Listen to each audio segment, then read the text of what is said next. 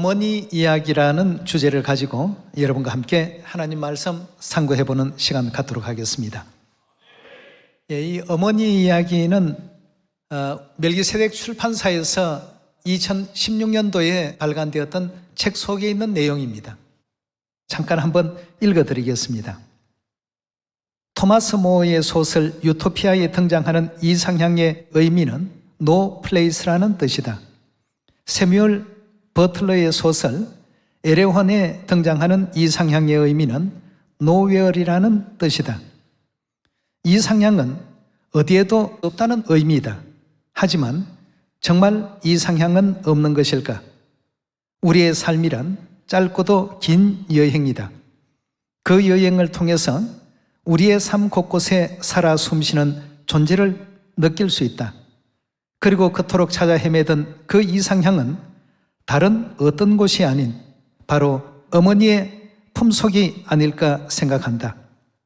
여자는 임신과 출산을 통해 어머니라는 이름을 얻는다. 어머니가 되는 과정은 그 어떤 것과도 비교할 수 없는 고통이 뒤따른다. 그럼에도 불구하고 어머니는 그 고통조차 행복이라 말한다. 살을 찢는 고통조차 행복일 수 있고 가장 큰 고통을 준 자식이라는 존재조차 사랑할 수 있는 일이 어떻게 가능한 것일까? 나와 우리 이 세상에 존재하는 만물이 어머니의 사랑을 먹고 살아간다. 신은 모든 곳에 있을 수 없어서 어머니를 만드셨다는 그 말은 신은 세상 모든 곳에서 어머니의 모습으로 존재하고 있다는 뜻이 아닐까? 그리고 이 모든 섭리를 태초에 창조되던 성경 이야기 속에 발견할 수 있다. 에필로그의 어머니에 대한 부분을 그렇게 정리를 했습니다. 우리 창세기에 보면 하나님께서 아담을 깊이 잠들게 하신 후에 그 갈빗대를 취해서 만들어낸 존재가 어떤 이름을 가졌습니까? 하와라는 이름을 가진 여자를 만들었다라고 표현되어 있죠. 어머니가 되기 전에는 다 여자입니다. 여자에서 어머니로 전환되는 그 모든 과정 속에는 자식을 출산해야 된다는 인간이 느끼는 고통 중에 가장 큰 고통이 이 출산의 고통이랍니다. 그렇게 고통스럽게 자식을 탄생시켜 놓고는 얼마나 또 위하고 사랑으로 대하는지, 어머니 외에는 그 누가 과연 그런 일을 감당해낼 수 있을까 말이에요. 자기에게 인간이 겪을 수 있는 가장 큰 고통을 준 대상을 그토록 목숨을 바쳐서 사랑할 수 있는 존재, 그 존재가 어머니랍니다. 그래서 어머니 이야기라는 이 책 에필로그의 부분을 보면서 이 땅의 어머니들의 그 삶은 결국 그 어머니로부터 이제 물려받은 유전자가 이 자녀를 위해서 희생하고 헌신하고 봉사할 수 있는 이와 같은 그 삶을 살도록끔 어떤 어머니도 마찬가지인 것 같습니다. 자녀를 위한 일이라고 한다면 높으면서도 낮은 위치에 서시고 귀하시면서도 천한 위치에 서시고 그렇게 하실 수 있는 분은 오직 어머니 외에는 없습니다. 왜 그렇게 하나님께서 창조하셨을까? 오늘 성경을 통해서 이런 모든 부분들을 한번 살펴보시면서 우리 유괴 어머니의 희생도 대단하지만 어머니의 어머니를 계속 거슬러 올라가 보게 되면 결국은 하와에 도달합니다. 그 하와가 누구의 아내라고 성경에는 기록되어 있습니까? 아담의 아내라고 되어 있는데 로마서 5장 14절의 말씀을 보면 아담은 또 누구에 대한 표상이라고 되어 있죠? 오실 자이신 그리스도, 즉 쉽게 표현하면 우리 영의 아버지가 되십니다. 아버지의 아내 되시는 어머니를 성경에서는 하와라고 이렇게 표현하고 있습니다. 모든 산자의 어머니시다. 갈라디아서에는 위에 있는 예루살렘은 자유자니 우리 어머니시다 라고 하시는 바로 그 하늘 어머니. 어머니도 어머니가 보고 싶을 때가 많답니다. 또 그 어머니의 어머니도 삶이 답답하고 고단하고 힘겹고 젊음도 다 지나가고 자녀들도 품을 다 떠나고 주위에 아무도 없을 때 가장 보고 싶은 분이 누굽니까? 물으면 아무리 연세가 많은 노년층에 계신 분들이라 할지라도 어머니가 가장 보고 싶답니다.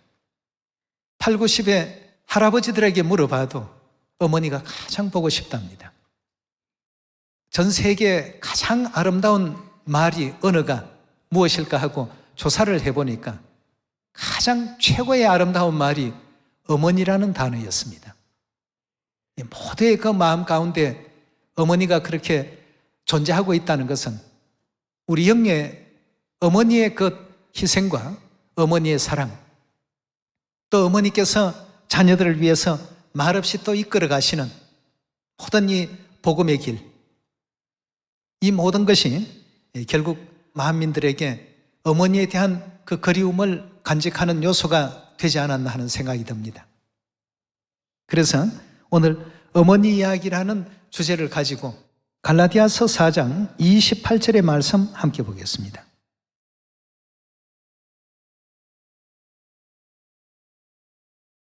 갈라디아 4장 28절의 말씀 보시면 형제들아 너희는 이삭과 같이 약속의 자녀라. 그러나 그때에 육체를 따라 난 자가 성령을 따라 난 자를 핍박한 것 같이 이제도 그러하도 다 확고했습니다. 자, 28절에 주신 내용의 말씀을 보니까 너희는 이삭과 같은 약속의 자녀라고 이렇게 오늘날 하나님을 믿고 구원의 판결에 참여할 그 사람들에 대해서 성경은 알려주고 있습니다. 그럼 하나님께서 우리에게 뭘 약속을 하셨기에 우리가 약속의 자손이 되는지 요한일서 2장을 한번 열어보도록 합시다.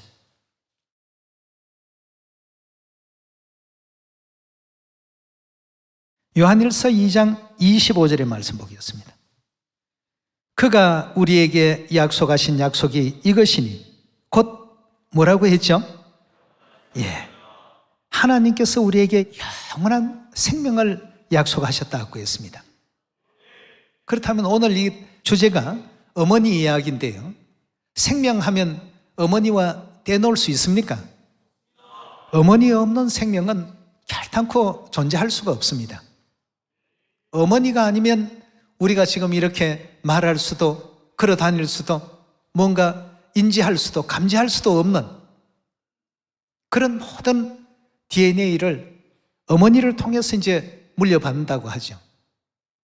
우리 사람 몸 속에는 60조 이상의 세포가 있다고 합니다. 반은 아버지 것을 받고 반은 어머니 것을 이제 받게 된다고 하는데 미토콘드리아 이 유전자만큼은 어머니의 것만 자식에게 전달이 된다고 하네요. 그러니 어머니가 아니 계시고는 우리가 사람으로서 완성체가 될 수 없다는 의미가 되겠습니다. 생명은 어머니로 말미암지 아니하고는 우리가 얻을 수 없는 것인데 거기에 대한 하나님의 뜻을 좀 더 살펴보도록 하겠습니다. 요한계시록 4장 11절의 말씀 보도록 합시다.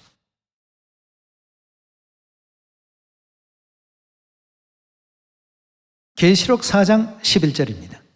우리 주 하나님이여 영광과 존귀와 능력을 받으시는 것이 합당하오니 주께서 만물을 지으신지라. 만물이 주의 뜻대로 있었고 또 지으심을 받았나이다 하더라 그였습니다. 만물은 하나님께서 지으셨습니다. 누구의 뜻대로 존재하게 되었다고 했습니까? 만물이 주의 뜻대로, 즉 하나님의 뜻대로. 그럼 하나님께서 어머니 없이도 아버지를 통해서 다 생명을 탄생시킬 수 있도록 얼마든지 창조할 수 있지 않겠습니까? 왜냐하면 전지전능하신 하나님이시니까. 그런데 그리하지 아니하시고 반드시 어머니를 통해서 모든 자녀들을 탄생시키도록 그렇게 하나님께서 만들어 놓으셨습니다. 어머니가 없으면 생명의 완성이라는 것은 절대 이루어질 수가 없습니다. 그리고 그 다음 세대의 그 생명을 출생시키기 위해서 어머니는 많은 고통을 받으실 수밖에 없습니다. 어머니라는 그 단어는 그 속에 고통, 희생, 또 아픔, 괴로움 이런 것이 전부 포함되어 있는 단어라고 보시면 되겠습니다. 우리가 쉽게 어머니 이렇게 부르게 되는데요. 여러분들의 육체를 낳으신 육의 어머니가 계시고 영적으로는 영의 어머니가 계십니다. 어머니라는 그 이름 안에는 자녀들을 양육하기 위해서 숱한 말 못할 괴로움과 또 아픔이 가려져 있는 그 고난들이 많다는 사실을 이해하셔야만 됩니다. 예. 어머니라는 이 이름이 그냥 만들어지는 이름은 절대 아니거든요. 예. 그래서 요한계시록 4장에도 보니까 만물이 주의 뜻대로 있었고 주의 뜻대로 지으심을 받았더라고 하셨는데, 아버지를 통해서 자녀가 출생되지 아니하고 어머니를 통해서 출생케 하신 하나님의 섭리 속에 오늘날 이 땅의 모든 생명체는, 육의 생명은 육의 어머니를 통해서 다 물려받듯이 영의 영원한 그 생명은 영의 어머니가 존재하지 아니하고는 절대 물려받을 수가 없는 것입니다. 하나님께서 그 섭리를 일깨워 주기 위해서 바다의 물고기나 또 공중에 날아다니는 또 새들이나 또 육지에 다니는 모든 짐승이나 그 각각의 어머니를 통해서 전부 생명을 물려받도록끔 하나님께서는 그리 만들어 놓으셨습니다. 이것은 육의 생명이 육의 어머니에 의해서 주어지는 것처럼 우리 영의 영원한 생명은 반드시 누가 계셔야 된다는 것을 알려주고 계십니까? 영의 어머니가 계시지 않고는 결단코 영원한 생명이 주어질 수 없다는 사실을 일깨워 주신 내용이라고 볼 수 있겠습니다. 자, 그렇다면 과연 성경 속에 영의 어머니께서 존재하시는가? 성경이 모든 걸 증거를 해야 됩니다. 성경이 어떻게 알려주고 계시고 증거하는가 하는 이게 훨씬 더 중요합니다. 우리에게 영원한 생명을 주기 위해서 영의 어머니가 계신다는 하나님의 그 가르침을 창세기 1장 통해서 한번 확인해 봅시다. 창세기 1장 26절의 말씀 보겠습니다.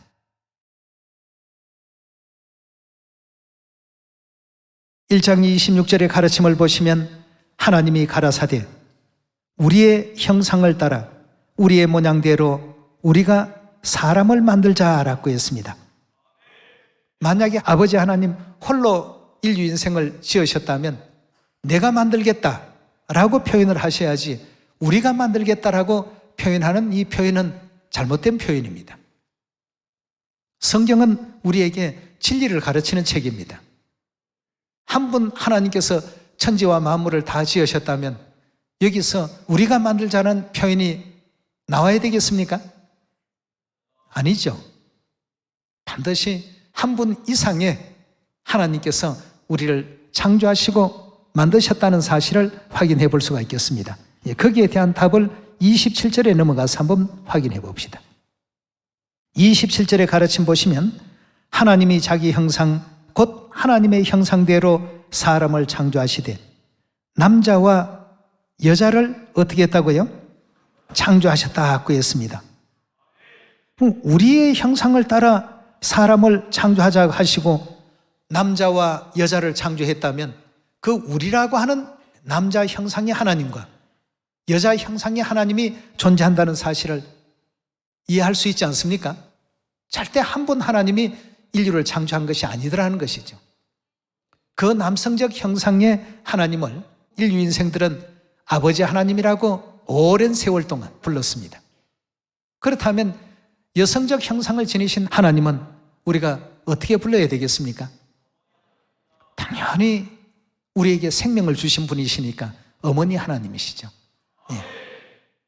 이래서 육의 세계에 아버지가 존재하고 어머니가 존재하는 것처럼 영의 세계에도 그대로 아버지 하나님과 어머니 하나님이 존재함을 하나님께서 일깨워 주시고 하나님께서 우리에게 약속하신 약속이 이것이니 곧 영원한 생명이다.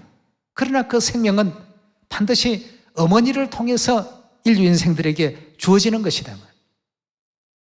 이걸 우리가 육의 세계를 살아가면서 수천 년 동안 배워온 내용 아니겠습니까? 자녀는 틀림없이 엄마가 있어야 탄생되더라. 이 사실은 삼척 동자라도 다 알 수 있는 대목입니다. 이와 같이 영의 생명도 영의 어머니가 반드시 계셔야 되겠습니다. 그 남성의 형상의 하나님을 우리가 아버지 하나님이라고 부르고 있다면 여성적 형상의 하나님은 당연히 어머니 하나님 되셔야 되겠습니다. 이래서 이미 창세 시대로부터 아버지 하나님과 어머니 하나님이 인류 인생들을 창조하시는 그 창조의 사역에 함께 하셨고, 바벨탑 쌓는 인류 인생들의 그 교만함을 물리치시기 위해서 함께 또 그 사역에도 동참을 하시고, 하나님을 지칭할 때마다 복수명사로서 엘로힘이라고 표현하는 이유가 바로 거기에 있었던 것입니다. 성경에 단수명사가 없어서 하나님을 지칭할 때 복수명사인 엘로힘을 사용한 게 아닙니다. 엘로하으나 엘이 있지 않습니까? 엘이라는 그 단어는 하나님 한 분을 가리킬 때 사용하는 단수명사입니다. 그러나 성경 66권 전반이 말이죠, 2500회나 하나님에 대한 엘로힘이라는 이와 같은 단어를 사용했다는 사실을 확인해 볼 수가 있는 것입니다. 그건 뭐 성경 원전에 전부 그렇게 기록되어 있는 것이니까 성사학자들도 부인할 수 없는 내용들입니다.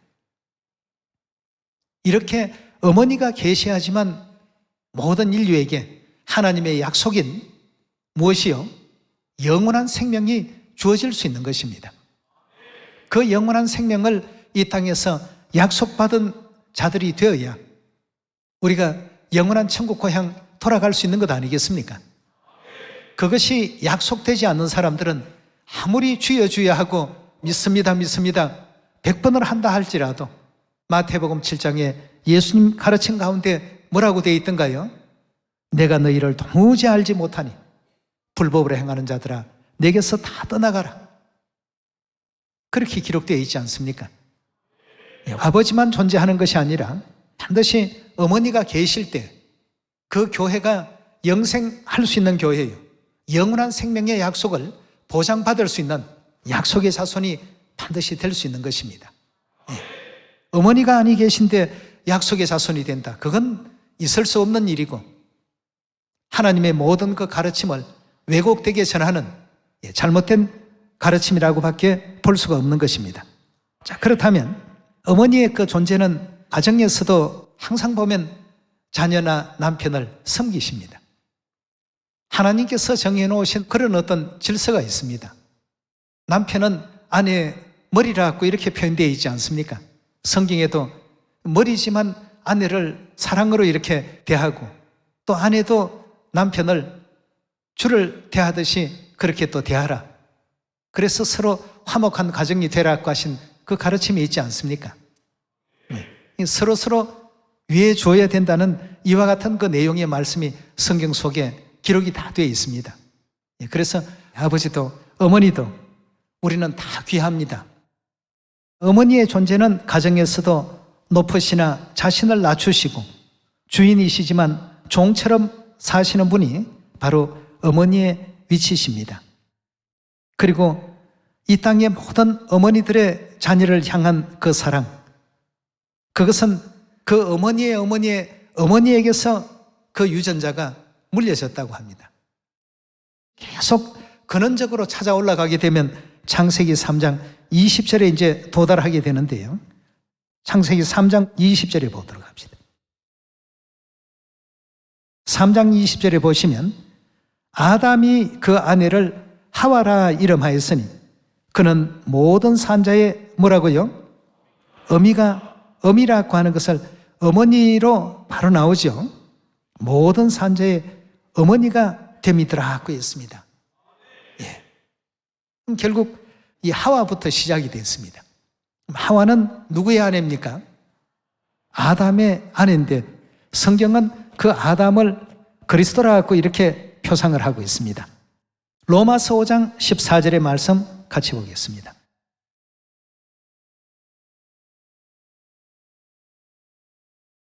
(5장 14절의) 말씀 보시면 그러나 아담으로부터 모세까지 아담의 범죄와 같은 죄를 짓지 아니한 자들 위에도 사망이 왕노릇하였나니 아담은 누구에 대한 표상이라고요? 오실 자 누구십니까? 그리스도에 대한 표상이라고 이렇게 말하고 있습니다. 그렇다면 그리스도에게는 분명 누가 있어야 됩니까? 영적 아내인 하와의 존재가 분명히 있어야 되겠죠. 그래서 요한계시록 22장 보면 성령과 신부가, 성령은 아버지 하나님을 뜻하고 신부는 아버지의 아내를 뜻하고 있는데요. 아버지와 아버지 아내, 영적인 그 상황에서 아버지 하나님과 어머니 하나님, 또 계시록 21장에도 어린 양과 어린 양의 아내, 다 똑같은 어떤 내용들이 이렇게 성경 가운데 기록되어 있더라는 것입니다. 그래서 아담이 오실자이신 그리스도의 표상이라고 한다면 그리스도의 아내 되시는 어머니 하나님에게 모든 산자의 뭐가 된다고요? 어미가 됨이더라. 다시 말해서 아담은 남성성을 지니신 우리 하나님을 표상하고 하와는 여성성을 지니신 우리 하나님을 표현하고 있습니다. 네. 그래서 하나님께서는 이제 모든 인류 인생들을 당신의 사랑하는 그 자녀들을 부르시기 위해서 이 땅에 두 번째 오셨습니다.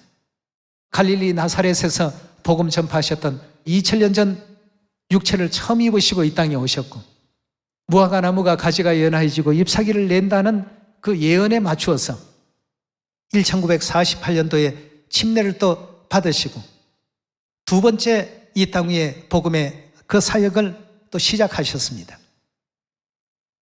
그래서 37년 다윗의 생애를 마치시고 올리우신다는 예언 그대로 올리우시면서 전 세계 모든 인류 인생들이 어머니를 깨닫고 어머니 품으로 전부 돌아오지 않으면 안 된다는 사실을 요한계시록 22장에서 이미 사도 요한을 통해서 일깨워주고 있습니다. 계시록 22장 17절의 말씀 봅니다.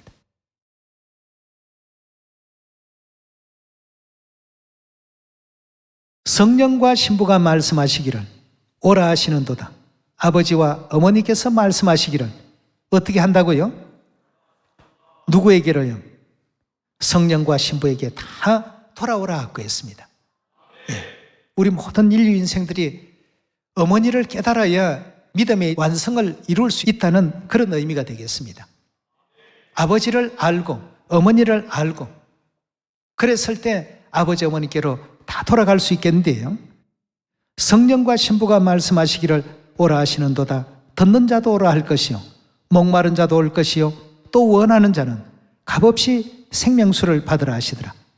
내가 이 책의 예언의 말씀을 듣는 각인에게 증거하노니, 즉 이 성경의 말씀을 듣는 각인에게 증거하노니, 만일 누구든지 이것들 외에 더하면 하나님이 이 책에 기록된 재앙들을 그에게 더하실 터이요 만일 누구든지 이 책의 예언의 말씀에서 제하여 버리면, 빼버리면 하나님이 이 책에 기록된 생명나무와 및 거룩한 성에 참여함을 제하여 버리시리라 하고 했습니다. 그렇다면 성령과 신부께서 오라고 하시는 이 말씀도 절대 빼거나 더할 수 없죠. 이 땅에서 아버지를 찾고 어머니를 찾아서 참된 신앙의 완성이 이루어지는 어머니 품으로 다 모든 인류가 돌아와야만 됩니다.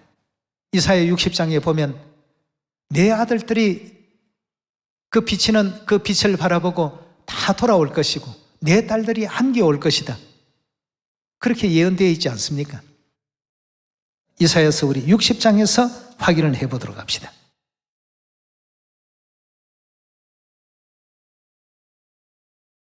60장 1절입니다. 일어나라, 빛을 발하라. 자, 여기에서 빛을 발하라고 하는 이 빛은 누구의 빛인지 한번 잘 주목해 보도록 합시다. 이는 내 빛이 이르렀고 여호와의 영광이 내 위에 임하였음이라고 했습니다. 여기서 말하는 내 빛은 누구의 빛을 의미하죠? 그렇습니다. 예루살렘의 빛이죠. 왜 하나님께서 예루살렘의 빛을 발하라고 하셨는지 2절에서 그 연유를 살펴보도록 합시다. 2절입니다. 보라, 어두움이 땅을 덮을 것이다 하고 했습니다. 여기서 땅이라고 하는 것은 영문 성경에서 지구라고 이렇게 표현하고 있습니다. 어두움이 지구 전체를 다 덮고 있을 것이고 캄캄함이 만민을 가린다고 했습니다. 이 80억 인류 인생들의 모든 그 심령을, 영적인 눈과 귀와 마음을 온전히 다 지금 가리고 있습니다. 어둠이 이 지구를 덮고 캄캄함이 만민을 가리고 오직 여호와께서 내 위에 임하실 것이며 그 영광이 내 위에 나타나리니 3절입니다. 열방은 내 빛으로 열왕은 비치는 내 광명으로 어떻게 한다고요? 나올 것이다 하고 했습니다. 자, 열방은 내 빛으로 열왕은 비치는 내 광명으로 전부 이와 같이 다 나오게 될 것이다. 이것은 여러분들이 예언한 예언이 아닙니다. 제가 예언한 예언도 아닙니다. 누가 예언한 예언입니까? 하나님께서 하신 예언입니다. 4절의 말씀 보시면 내 눈을 들어 사면을 보라. 무리가 다 모여 내게로 오느니라. 내 아들들은 원방에서 오겠고 내 딸들은 안기어 올 것이라. 그때 내가 보고 희색을 바라며 내 마음이 놀라고 화창하리니 이는 바다의 풍부가 내게로 돌아오며 열방의 재물이 내게로 옴이라 하고 했습니다. 자, 어떻게 했을 때 이 같은 일들이 벌어진다고 했습니까?